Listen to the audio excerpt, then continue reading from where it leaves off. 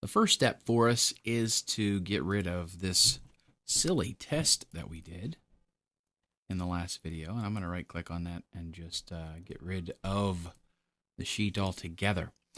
We have, though, on sheet 4 a list of categories and brands. My personal feeling here is that we should name this something, and I'll just name it list. That way it's easy to remember and we know it's there.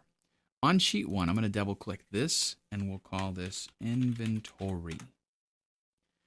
What we want to do is have a drop down box here. Instead of having to type these things over and over and over again, always the same thing.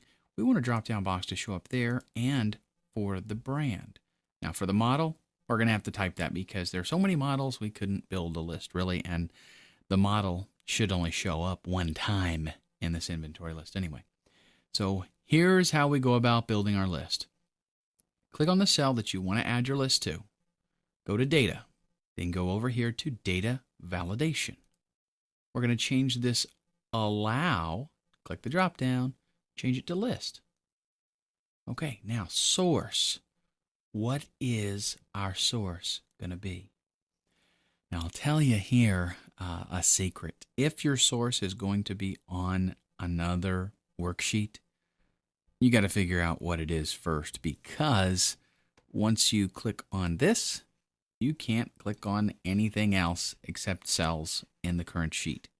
Okay, so sorry, that's the way it works. What does that mean we got to do? Well, we got to start over. Let's click Cancel, go to List, and I'm going to note that my category list is B5 to B12, and my brand list is C5 to C12.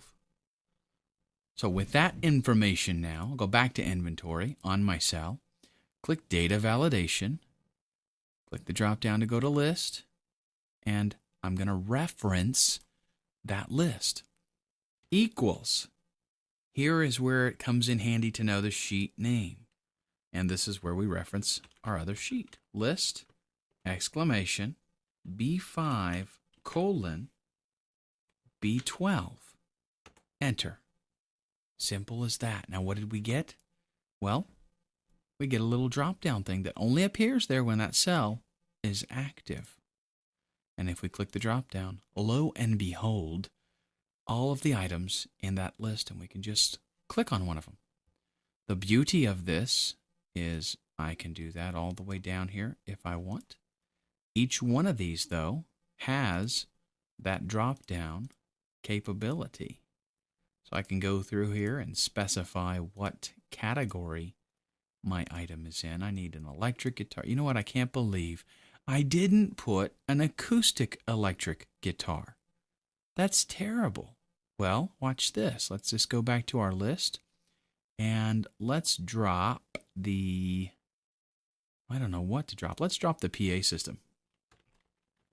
Acoustic electric guitar, and actually that should probably have a slash just to be proper. Okay, good. Now what does that mean for my list? Well, that means that it's automatically in the list because that's the way these things work, And let's just add a few of these, get them all filled up. I need a guitar amp. Let's see, do I have any bass amps? Yeah, I got one of those. Okay, good deal. So what about for brand? Works the same way. Click the cell you want to be in. Click Data, Data Validation. Change this Allow. This is on the Settings tab. Change that to List, and then specify our source.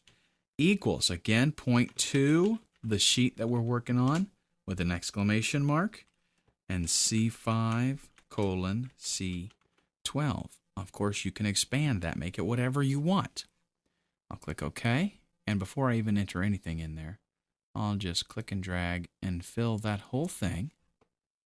So now I can go in here and specify whatever brand I want. Digitech doesn't make acoustic guitars. Ken, come on. Let's do a Martin. Digitech makes signal processors. There we go. It's going to be a Fender bass. Okay, so you see how this works. This is a major big time saver tip, I would say. But I'm not going to charge you any extra because, you already bought the training. So another Washburn guitar. Let's see. Let's do a Taylor electric acoustic, or acoustic electric as it would be. Fender electric. Let's do an Ibanez electric bass and a guitar amp. We should have Marshall in here. I can't believe I don't have Marshall. I can do Fender though. Great. Let's go ahead and save that document. So now we have referenced another sheet. We've created a drop-down list based on a list from that other sheet. And I think now we're ready to apply this. We're going to kind of leave this particular spreadsheet all by itself for a little bit. We saved it. It's okay. But we're going to go over to another sheet and create something that's way more intense than this. And we'll start on that in the next video.